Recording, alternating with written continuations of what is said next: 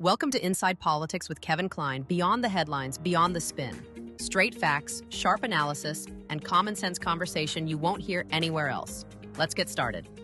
Welcome to another edition of Inside Politics. I'm Kevin Klein, joined by two of my colleagues from the Winnipeg Sun, Jeff Currier and Royce Koop. Royce is also a professor of political sciences at the University of Manitoba. Gentlemen, thank you for joining me. Here we are recording on August 1st, the day of the tariffs. 35% tariffs are now in place. And I know, Royce, you've been a big fan of how Carney has handled the tariffs. So I thought we'd start with you. Well, there's been no progress. He was elected on the basis of being the adult in the room, the person that had the experience, that had the credentials, that had the history to handle Donald Trump, and to get us through this. And we haven't got that. Canadians must have a sticker shock right now after this election result. You know, the most interesting thing is in the last week, Mark Carney announced that Canada would recognize Palestine as a sovereign state, and Donald Trump responded to that by saying, "Well, it's going to make it much harder to get a deal on this." And so, you know, on one hand, I think Canada, we're a sovereign nation. We can make those sorts of decisions. We should be able to make those kinds of decisions on our own. On the other, did the government not know that this was going to provoke the Americans? Did they not know that this was going to be seen as antagonistic? It's very concerning. You know, the priority should be right now getting Canadians through this challenging time with the United States, not going off on these new kind of foreign policy adventures as the Prime Minister has done. It's a very concerning time right now, and I'm far from confident that we're going to get out of this in good shape. Yeah, I'm forced to agree with Royce on this one, that the Middle East situation is the hottest of any political potato anywhere in the globe. Extremely complicated situation, and we could fill libraries with conversations about that situation. But I think Royce's point is a good one, that the focus ought to be on getting a deal done with Donald Trump, because this was the election promise. He has overpromised and underdelivered so far. And yes, he could be the adult in the room, but in fairness to him, it does take two adults to strike a proper deal. And if there's only one adult in the room, it makes it tough. But again, he did overpromise and he has underdelivered so far. Yeah, I would agree wholeheartedly. And he put out a letter, saying that we still have some of the lowest tariffs in the world, that the United States has on us because of the Mexico, U.S., Canada trade deal and such. But I mean, that's political spin, in my opinion, right? You're just trying to spin the fact that you haven't been able to sit down and get a deal done. He has called the president, apparently, but he hasn't taken the time to go down there. And I think it's serious enough that he should be saying, look, I'm going to come down and we're going to sit at a table, whether or not you can make that work with Donald, but you should at least try. And the Palestinian thing, the first thing I thought to me was that you're rewarding terrorists, Hamas in some way. And I think we need to focus on our own backyard right now, because Jeff, you're absolutely right. It is a situation that you could talk about, and there's so much going on there, and that it would hours and hours and days and weeks. So I think it was kind of the wrong decision for Carney. But do you think, I was looking at some of the stats on inflation, and we know now that some of the inflation that we are suffering at grocery stores is because Carney has retaliatory tariffs, and the U.S. is saying only Canada and China put on retaliatory tariffs. Is it time for him to back off on those retaliatory tariffs, not only for the sake of the negotiation, but to start saving Canadians money again? Well, the tariffs bring in cash to the national coffers, as you've pointed out in the past, Kevin, that the American government is reaping the rewards of these tariffs. But the consumer always suffers. The consumer always winds up paying a higher price for goods if tariffs are in place. And so, how long do we go before we blink, I guess, is the question. Yeah, if it's punishing Canadians, then it should go. I mean, it seems to me that this is a negotiating tactic, but if it's hurting us, in addition to what the Americans have imposed, I think they should go, and it would probably help in terms of the negotiations. We kind of got ourselves into a situation in which people were whipping Canadians up into a kind of nationalist frenzy after these tariffs were announced. Like, oh, we got to fight back. We got to put our elbows up. I would have preferred a much, much more down to earth, sensible approach and not such an emotional approach, because as it was pointed out, Canada and China are the only countries, and we're not getting a good outcome out of this. In fact, it's worse for Canadians than it otherwise would be. Right, but it is difficult to take a down to earth, sensible approach with a man who is neither down to earth nor sensible nor honest. Yeah, but this is a Canadian issue. How we respond to this. The whole world almost is dealing with this issue with Donald Trump right now. How we respond to it is our decision. We can decide this on our own. And at the time, I'm very uncomfortable with those kinds of you wake up one day and all of a sudden everyone agrees on everything. The kind of nationalist uprising that we had in that period. And it would have been much better, I think, if we had people that were much calmer, much down to earth about how we were going to approach this than we did. Right now, we're kind of locked into retaliatory tariffs. We got to fight back. We got to put our elbows up. I'm far from convinced that was the best approach to take. But now, how do we get out of it, right? I mean, Canada elected Carney. He basically has a majority government. He only needs a couple of votes here and there, which I'm sure the NDP will continue to prop up Carney. We don't hear a lot about it anymore because Singh is gone, but the NDP would be the one that could prop up Carney on everything and probably will. So are we stuck with this now? And what's it going to do to the Canadian economy? And how do you get him to do anything? Because you're right, he totally overpromised and underperformed, and continues to do that, but continues to try and be this statesman, especially in Europe. Right, he's trying to be this big statesman in Europe and make Canada more of a European country, maybe part of the European Union almost. When like it or not, we depend on the United States. We depend on them for security. We depend on them, and that's one of our biggest trading partners. We don't have the factories or the ability to sustain ourselves here in Canada. We don't grow oranges. We don't do a lot of things. And that's because the Liberal government pushed away investment for 9 years. And we saw a lot of companies go, and we're seeing that still today. So how do you get out of it? Well, I'm not sure caving to Donald Trump is the answer, but Royce's point is probably a good one either, that the combative approach hasn't produced any results so far. So we're kind of stuck right now. We're also sitting on top of one of the biggest markets in the history of the world. It's right there. You just have to get in your car and drive down. There's always going to be difficult periods. Every few decades, the Americans go through a kind of protectionist uprising. We have to deal with that, and the way you deal with that is by having the infrastructure to get our products, especially energy products, to markets other than the U.S. But just inevitably, Providence gave us this. We're sitting right beside the United States. We should be making the most of it and thinking things are going to get better and planning for that in the long term. This kind of antagonism is in the long term. I don't think it's going to get us anywhere. Yeah, I can see that really hurting us. I want to talk a little bit now about the columns each of you have in this weekend's Winnipeg Sun. We'll start with you, Royce. You have some issues with the justice system. Great column. Oh wow! Well, thank you, Kevin. Yeah. So this it seems nowadays we get a new court ruling once every couple of weeks that is kind of dumbfounding. Can't believe that it happened. We've had two in the last few weeks. The one that's really concerning to me is related to young offenders and whether or not judges can impose adult sentences on young offenders in Canada.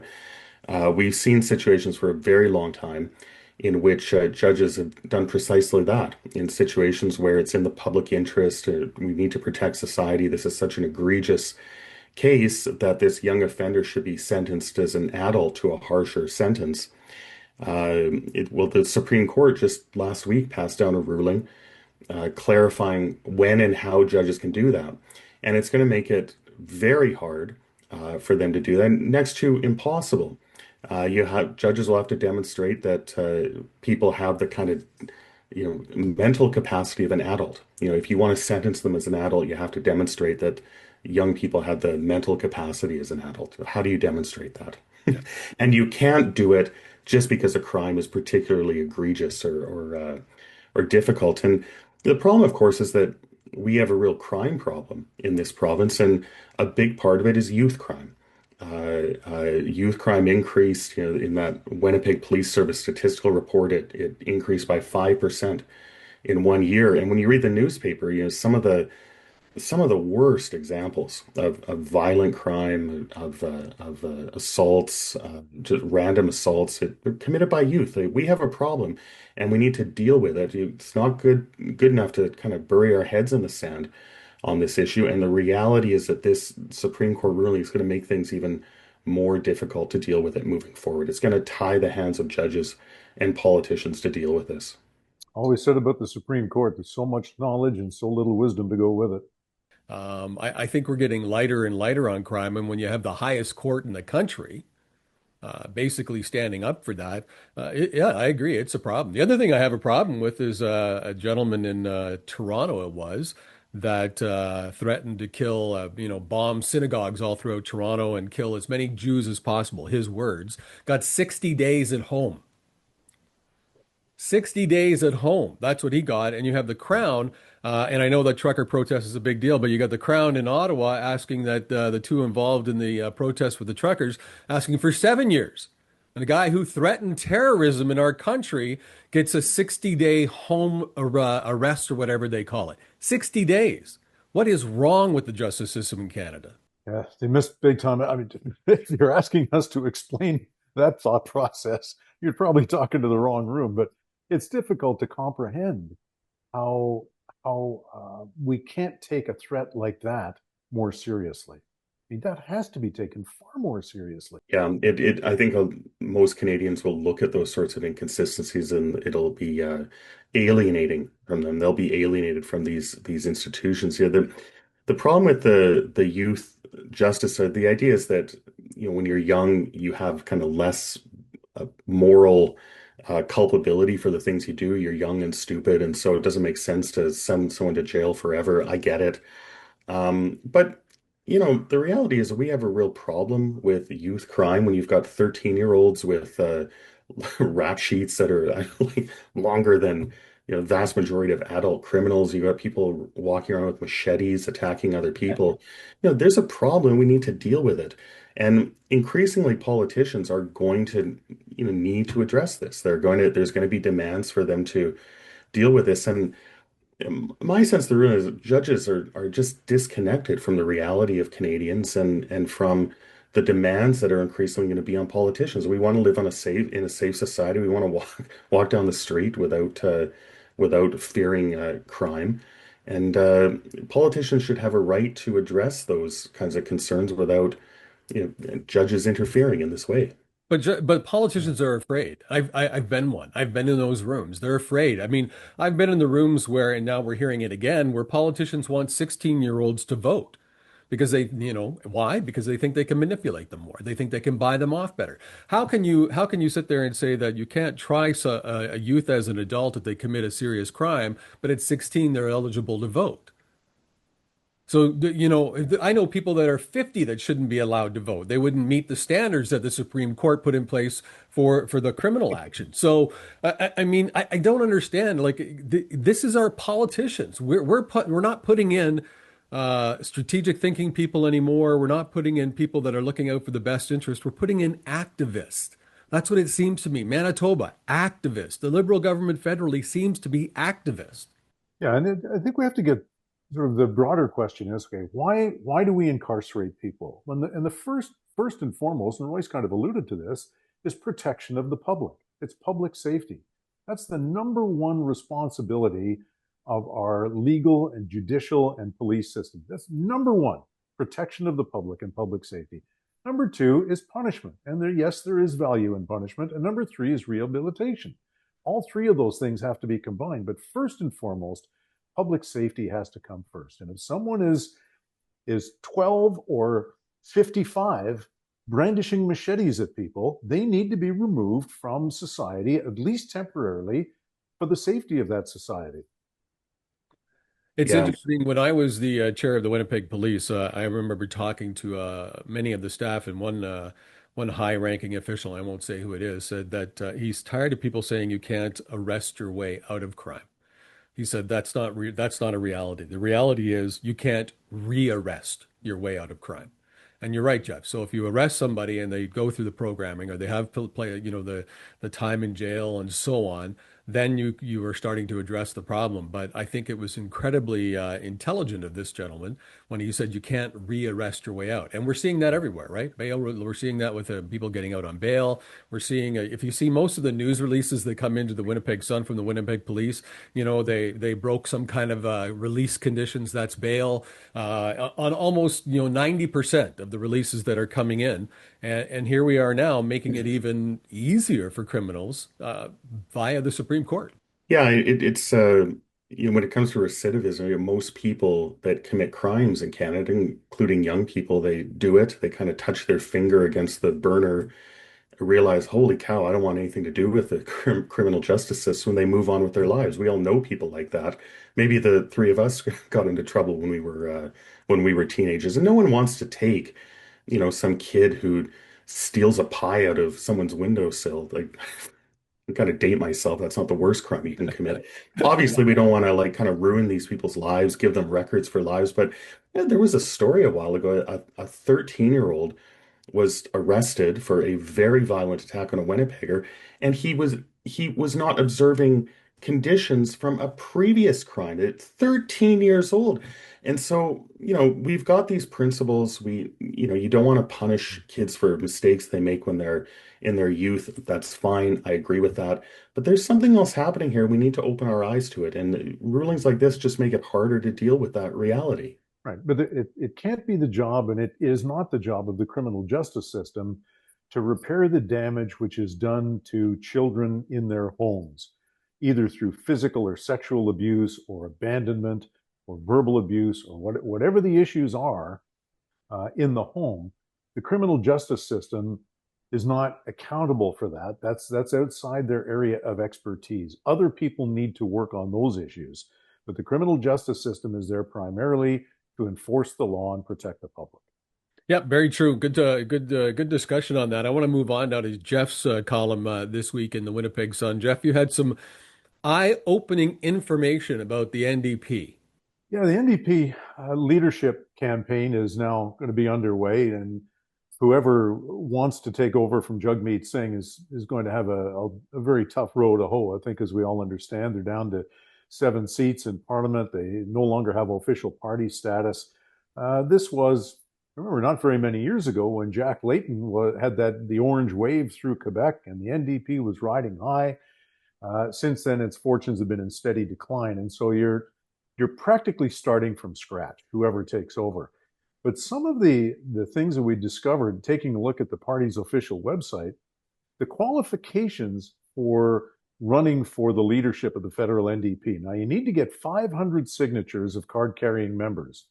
Fair enough. That's easy enough to do if you want to seek the national leadership. But they have to be representative, proportional from each region in the country. Okay. 10% of those nomination signatures have to be from young New Democrats. But the one that really stood out for me, and I think this will surprise people, that a maximum of 50% of the signatures you receive on your nomination, if you want to run for the national leadership, a maximum of 50% of the signatures on your nomination form will be what they call cis males. In other words, cis, for those who don't know, is that you identify with the gender with which you were born. So the three of us would be examples of cis males, CIS. You can't have any more than half of your signatures from cis males. It doesn't say anything about more than half of your signatures from cis females, but no more than half of your nomination signatures can be from cis males. Presents a bit of a problem because you also have to get signatures from Indigenous and marginalized, racialized groups. So what if an Indigenous cis male signs your nomination form? What category does that person fall under? Anyway, it just to place those quotas in place, I think will surprise some people when they take a look at the column tomorrow and see some of the other qualifications that are in place. Yeah, that's a good catch. I didn't know that was happening, Jeff. Parties always kind of have to decide, are they going to conform to their principles or are they going to win? If you're going to win, ultimately you have to compromise. And the NDP right now just seems like it is not going to compromise on any of these things. What is the point of this? What is the point of limiting the selectorate that can actually vote for the leadership, who can actually allow a candidate to run? And you can make the argument that, you have to have support from a certain number of regions, that ensures that you're not getting kind of fringe candidates, single issue candidates, maybe with strength in one region from one interest. And so you can make that argument. But I think when you extend that to lots of different groups, uh, that's going to hurt the party. NDP is the really interesting party in Canadian politics right now, because whether the party sinks or swims, it's going to kind of shape what Canadian politics looks like in the future. The NDP disappears, it's liberal and conservative competition. Canadian politics is going to be totally different in the future than it was in the past. And things like this, really makes you wonder, is the NDP actually going to disappear from federal politics, or at least get pushed back to those super safe seats that they won in the last election, and never get out of that?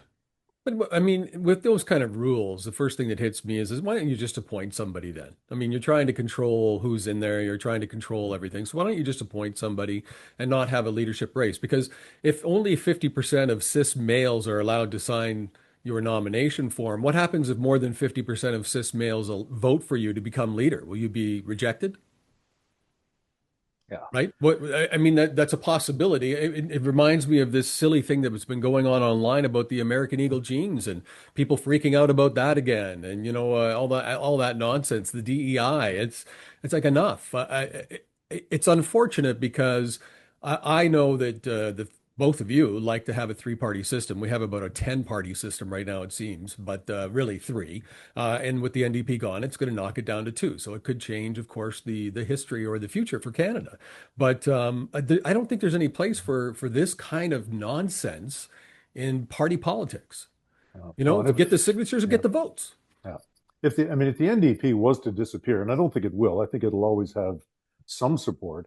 But suppose theoretically, if the NDP was to fold up its tent, disappear, then in minority governments, you're faced with the rather dim prospect of the Bloc Québécois holding the balance of power consistently. I'm not sure how many people outside of the province of Quebec would be keen on that prospect.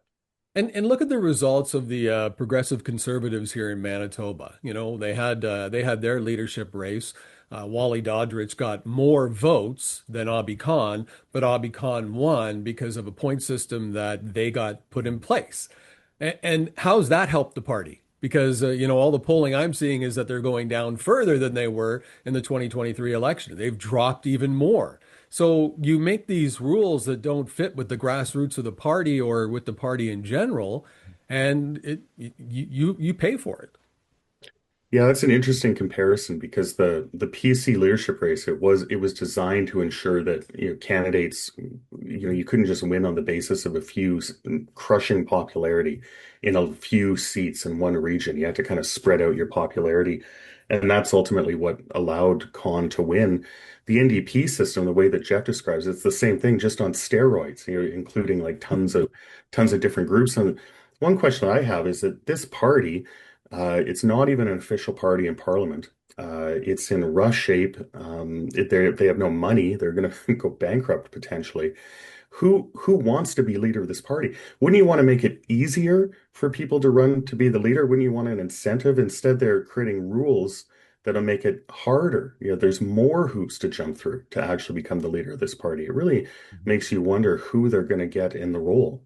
Well, the NDP initially, or we always thought traditionally, this was the party of the left. This was the party of socialism, or if you want, soft socialism, the party of Tommy Douglas, the party of Medicare, the party of wealth redistribution, all that sort of thing. But it has, like so many organizations that have failed over the years, including many levels of government, it has strayed outside its core competency and its initial core message, and has kind of lost its way.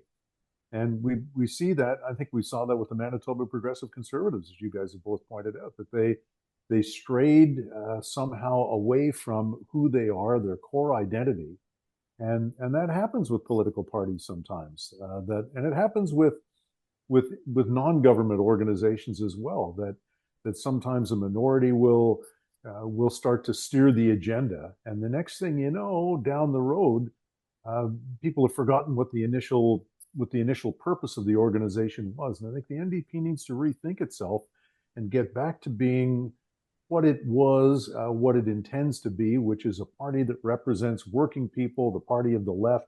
But all of those principles upon which the NDP was founded, and which it's managed to survive for all these decades. They seem to be straying away from that. It's a great point. The NDP under Singh's leadership, they kind of strayed from traditional support among workers, working class Canadians, and they spent more time focused on kind of what we call post-materialists, people who live in cities that are concerned with different kinds of social issues.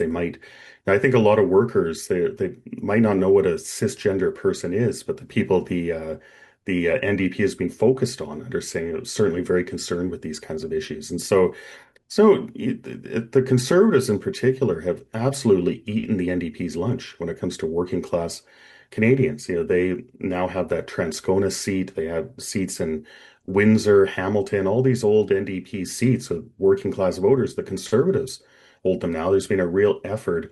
And I'm looking for signs of whether or not the NDP is going to do what Jeff is suggesting, go back to targeting that base, or if they're going to keep repeating the mistakes that were made under Singh's leadership. It feels like from these leadership rules, they are committed to that. I guess the biggest thing that I get out of this is fear. Like now I'm afraid that we might have Carney for 4 years, or longer. I'm really fearful of that. I was thinking that maybe we'd have an election called, that somebody would not do the prop up again. But I mean, if they don't have official party status, they want to keep their job, they want to keep the big salary they're getting and all the perks that they get. Why would they try to bring down the government?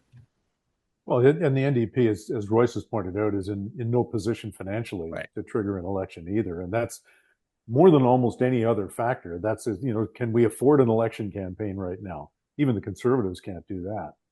So yeah, I think we're staring at Mark Carney for at least a couple of years and maybe more. Yeah, I think that's right. In the last election campaign, the NDP didn't even have enough money to fly Jagmeet Singh around the country. He was putting around in his campaign bus in Southern Ontario for the entire campaign. It would be much worse right now. The party doesn't have money, and they have very little ability to raise money. You need a leader. You don't know who you're going to end up with. Yeah, it's there's a kind of interesting argument that because the party is shrunk down to kind of hardcore supporters, they can always win those kinds of seats. Winnipeg Centre, that's probably going to be an NDP seat forever. Maybe they just kind of recklessly bring down they wake up one morning and say, okay, that's it. We're defeating the government. We're sick of this. But I think Jeff's view is very sensible. I don't think we're going to have an election anytime soon in this country. I think that has about the same chance as a snowball in hell, of that happening. So I don't see any of that happening at all. But we will have to stay tuned, see what happens. Now I want to remind everybody that we recorded this on Friday, August 1st. Tariffs has gone up to 35%, but hey, it's Trump. Who knows? Come Saturday or Sunday, it could be entirely different. So don't hold us to those numbers. Gentlemen, good conversations. Both of you had excellent columns in the Winnipeg Sun. We appreciate that. Make sure you get to the Winnipeg Sun and read the columns, and as well like and share this video and follow us on YouTube. Have a great weekend. Thanks for watching Inside Politics with Kevin Klein. Please like and subscribe to this channel and visit thewinnipegsun.com for more.